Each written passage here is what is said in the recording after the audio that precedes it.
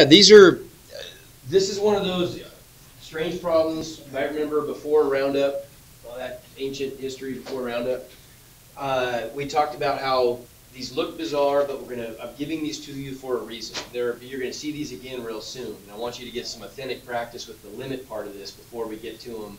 Later on, when we start talking about derivatives, this will be a really important type of limit that we're gonna, many of them that will look very, very similar to this.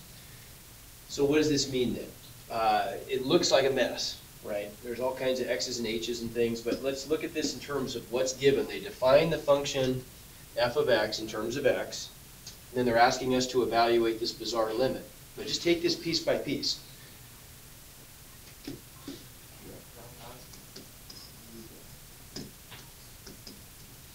Let's kind of color code this thing here.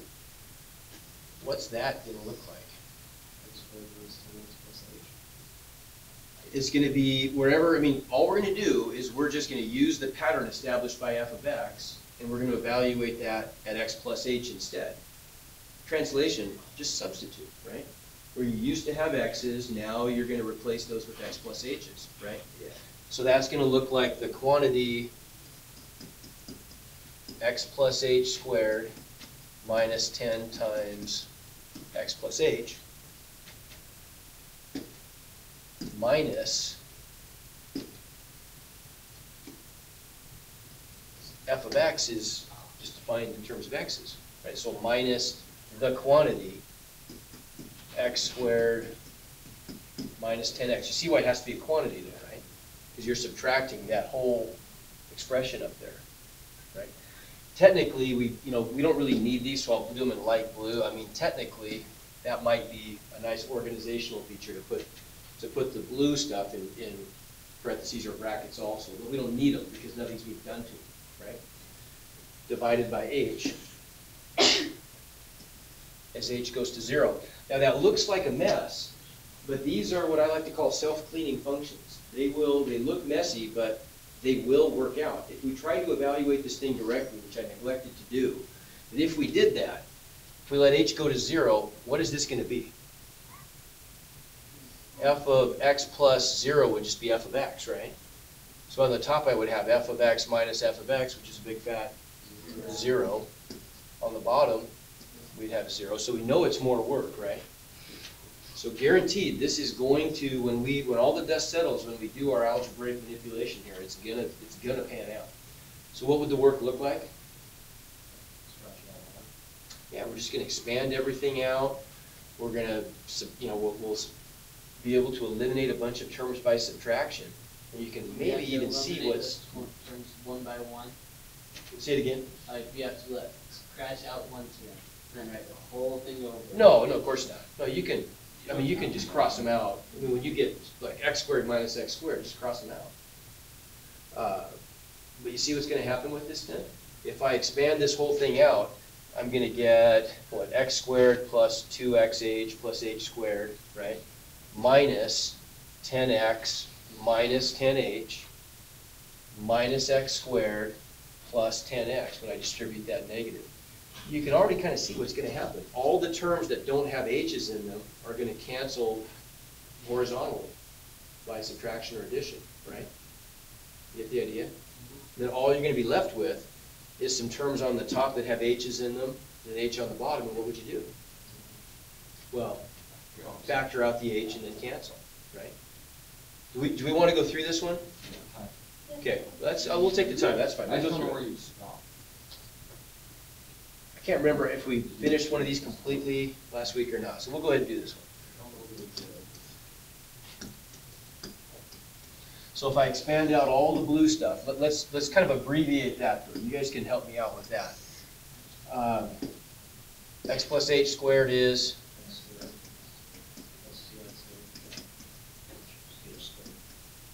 If I distribute the negative 10,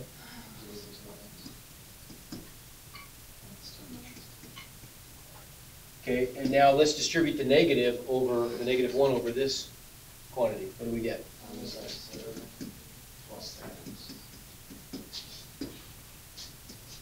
Right? So look at all the cancellation we get then. The x squareds add to 0. The 10x's add to 0. And so we're left with what, 2xh plus h squared minus 10h over h as h goes to 0. Now what? Factor out an h, good. What's left on top if I pull out an h?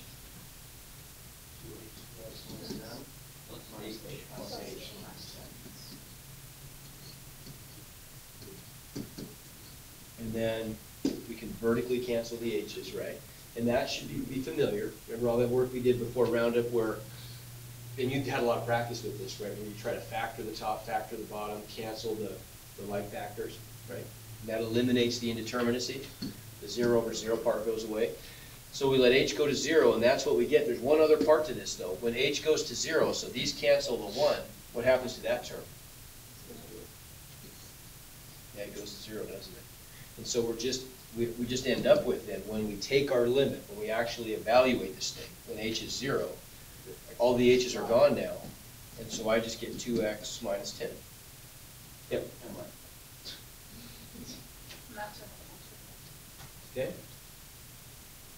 Make sense? And the other one, I think is real similar. Let's look at that one. I'm not going to maybe do that one, but I want to just look at it.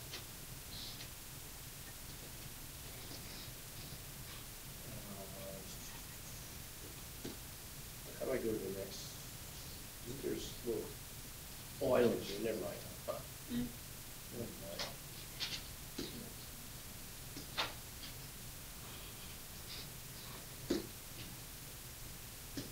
So do we all have that problem? You'd all have one. It might have been slightly different. I don't know. There's another one. I mean, it's the same kind of thing, right?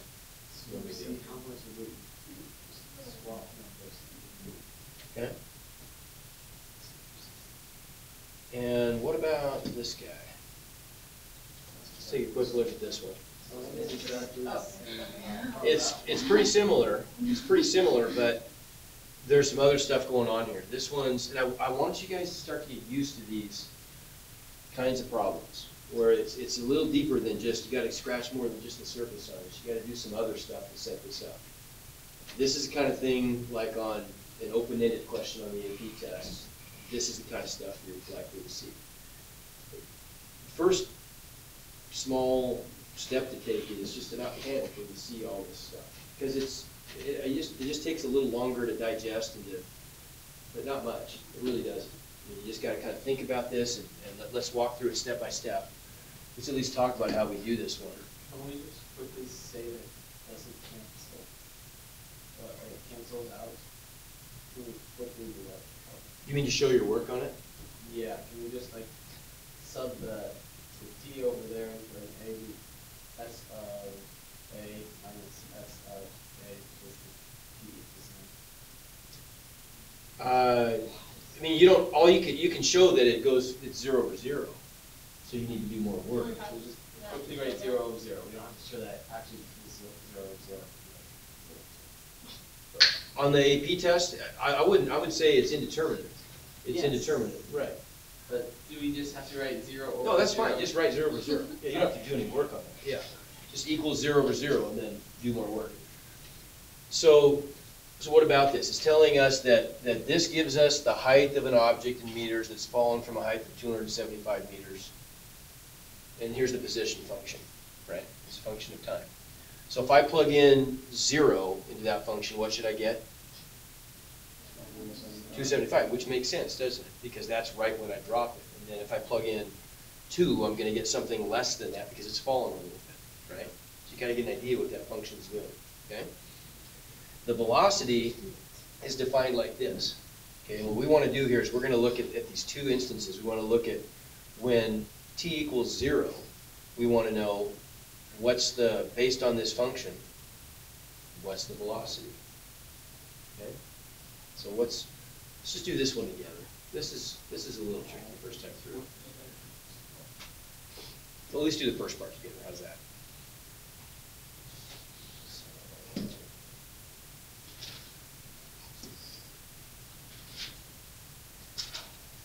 There's our position function.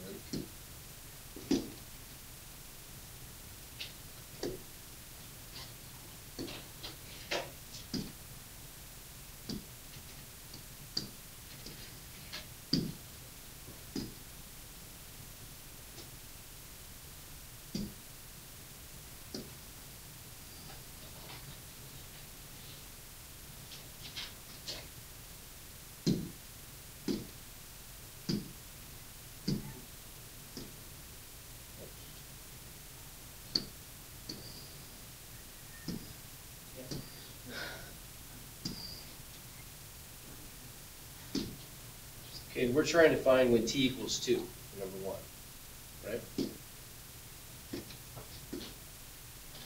So in this case, T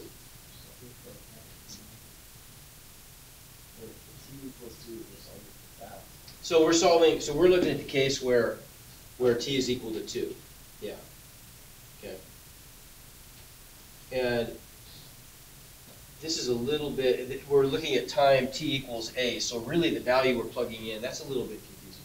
So we're plugging in 2 for a, right? Because in the limit, we're letting t approach some specific value, right? T is the variable, a is the specific value of t, right? So we're gonna let, in this first one, I can see why that would be a little, do you plug in 2 for t or 2 for a? Honestly, it would work either way, but the way this limit's written,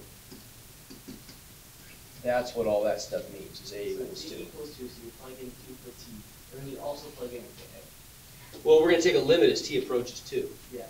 right? So the specific value we're picking here is at 2 seconds. So in our limit, this part right here is gonna become v of t equals the limit of s of 2 minus s of t. And you could really do this either way, honestly. Either way would have been fine. Over 2 minus t as t approaches 2, right? Is what we would, that's what we're really trying to find here, is what's the velocity at t equals 2. So what's that look like?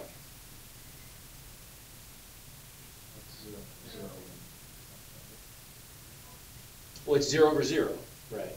So we got to do more work. What's the more work look like?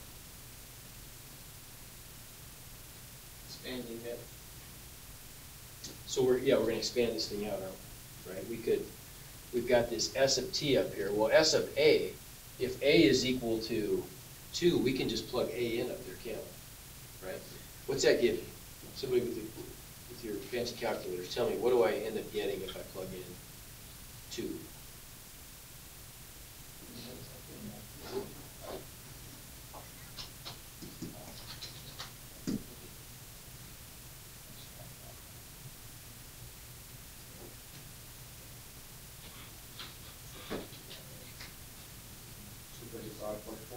Say it again, 255.4? Right.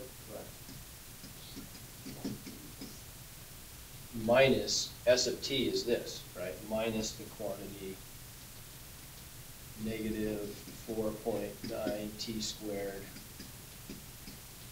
plus 275, and that's all over 2 minus t. As t approaches 2. What do you think we're going to do next?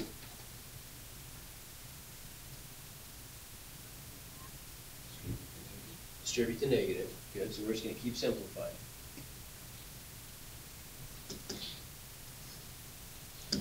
And if I distribute the negative, I'm going to get a positive 4.9 t squared.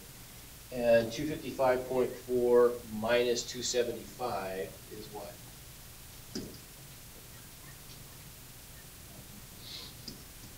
$19.6. Okay. All over 2 minus t. T approaches 2. What can I do on the top then? I can't factor out a t. Say it again. S of 2.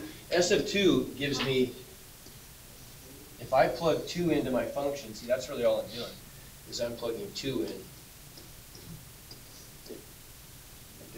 right? We don't.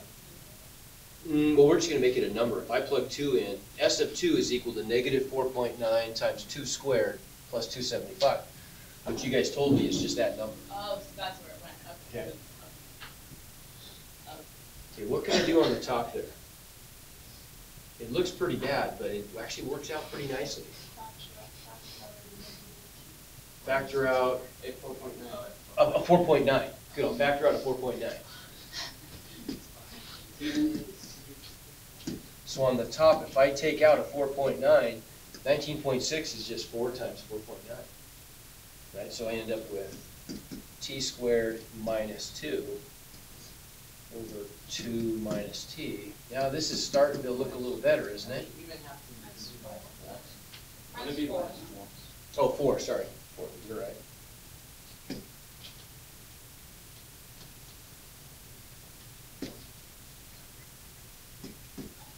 It's looking better, right? What is t squared minus 4 factor into? Right?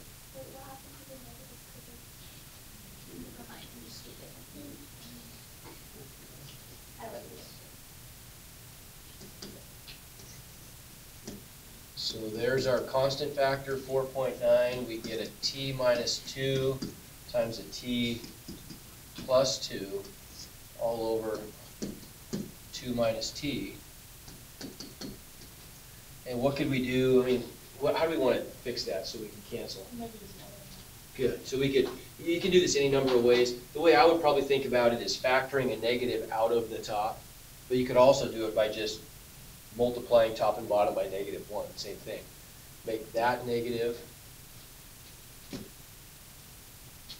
If I factor out a -1, everybody see I just get this?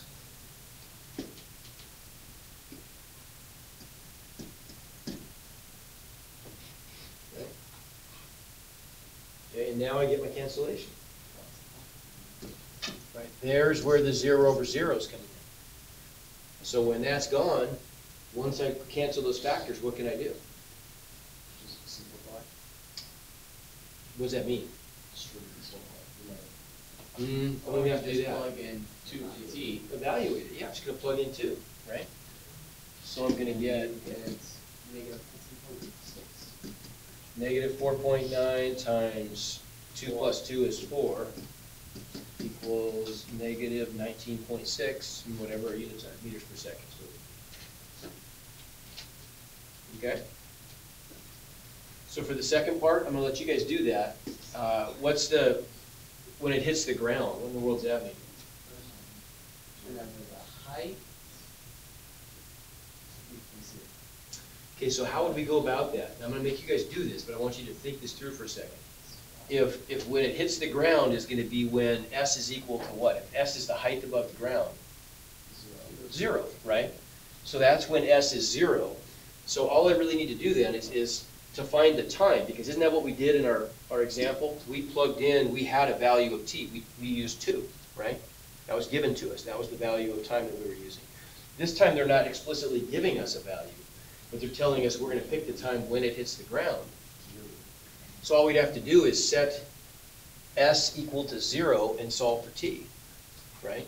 So there's an additional step there where we're gonna be taking this height function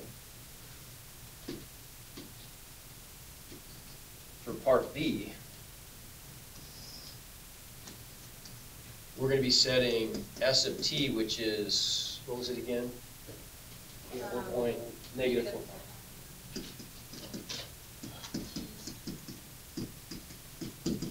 We're setting that equal to 0 and solve it.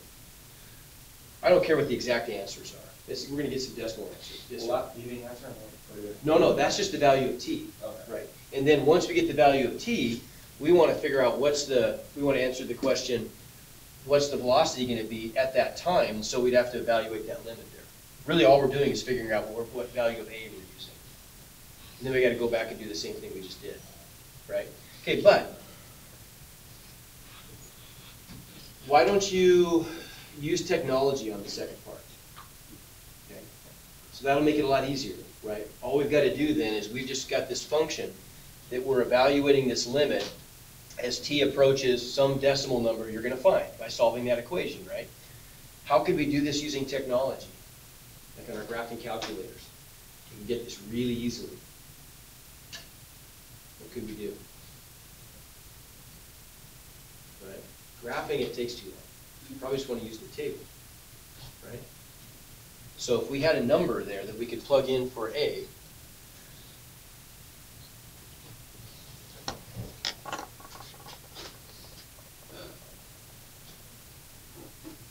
well, actually, shoot, what is S of A though? 0, isn't it? Right? Because we're finding the time when it hits the ground, aren't we? So that makes things quite a bit easier. I mean, we can still use technology, but you see, that's just going to be 0, right? What do you see that? So on the top, we'll just get Wait, what is A? What's A? so A is, and that A is a little weird. Think about what we did the first time. We said the velocity at time t equals A is given by this function. So in the first problem, they told us we're trying to find the velocity at t equals 2, at 2 seconds. So that means that the value we're plugging in for A is 2 in the first one. And that's how we got that, right? S of 2. You guys told me when I plugged 2 into that position function, it gave me that decimal, 255.4, right? Make sense? And on the bottom, we ended up with, instead of A minus T, we got 2 minus T, right? And then we ended up distributing and factoring some things out, and we got the factors that were going to 0 on the top and the bottom, we were able to cancel. This new one sounds pretty tough, doesn't it? Because we've got to set the position function equal to 0 to solve for t. Don't tell me the answer, but if I were to solve this equation, it's a simple quadratic equation, what kind of an answer am I going to get? And what would the steps be to isolate t there? So you're going to get this term over here, right? You're going to divide by negative 4.9, and would you agree at that point you're going to get t squared equals some weird positive number, right? What do you do to solve for t squared equals some positive number? How do you solve for t? Square root it, and I'm going to get a positive and a negative answer. Which one am I probably looking for here? The positive one, right? So I'm going to get, we can get that number. We have to do a little work to get at it, but then we get that number for t.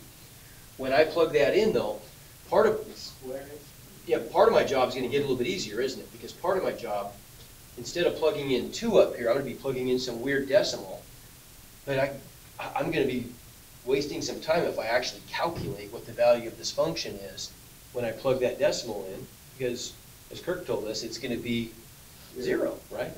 We know that that's how we got that number, is when s was equal to 0, right? So we're going to end up with 0 minus s of t, which is this, right, divided by whatever decimal number I get minus t. Now, guaranteed, I'm going to be able to factor something out of the top so it'll cancel. But how could you use technology on this one? Once I get that function, I know I'm going to get something like, for part B, it's going to look like the limit of, that's going to be 0. I'm just going to get negative this. So 4.9 t squared minus 275 over some weird number, some weird decimal. I'm just going to write it as a number sign, minus t, as t goes to whatever that number is. How could I do that without having to do any fancy algebra? You know, this fancy technique we're using, analytic technique. How could I just do that on my calculator? Remember? Yeah, well, we don't even need table several points. We can just go to one point that's really close to it, right? Let's just see what the number is.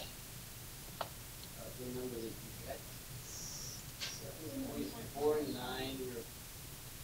more numbers after. 7.49 more numbers. Okay, so on a calculator, how would we deal with this? Yeah, we could. But we could solve it pretty easily. Just the square root of 275, or 275 divided by 4.9, right?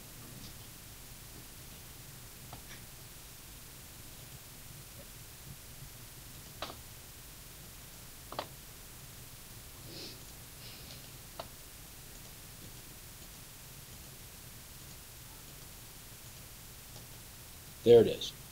Right? Probably trying to be 7.5-ish. Right? There's our number. Okay.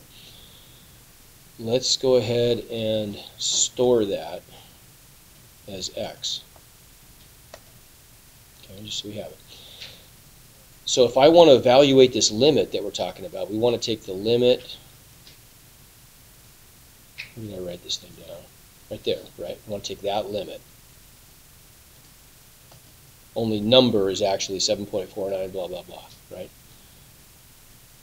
Well, I could just go in here and do y equals, let's get a fraction. On the top I've got 4.9, I have to use x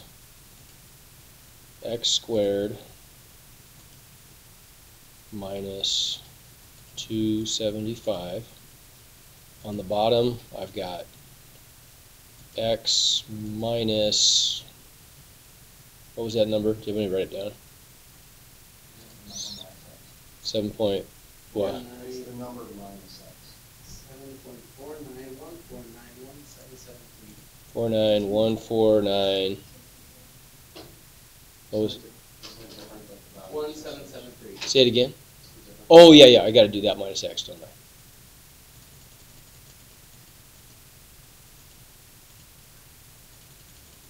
$149. Say it again, Elton. 1773. Okay, there we go. All the accuracy we need. Minus x. If I try to evaluate that function at that number, of course it's gonna blow up. But I can just go into table set, and as long as I have the independent on ask, all I got to do is go to table, and I'll pick a value like 7.149. Let's say, what was it? 7.49. 49149, and I won't do any more. So it's a little bit less than that number, right? And what's it give me? So that's to 1 decimal place. That's a pretty good approximation of. See what I'm saying? That's my limit, isn't it? Right? Make sense? Okay. I mean, I could get closer if I wanted to, but I probably don't need to. How do you know when you're close enough? Like, look what happens here if I go back up and I pick a value.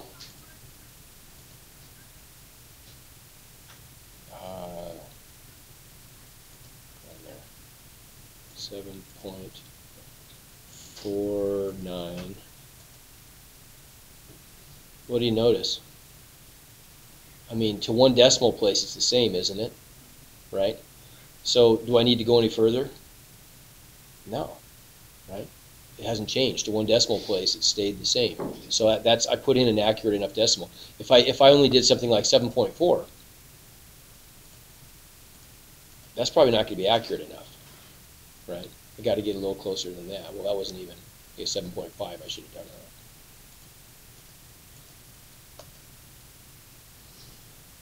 that. That actually isn't, is it? Because that rounds to negative 73.5.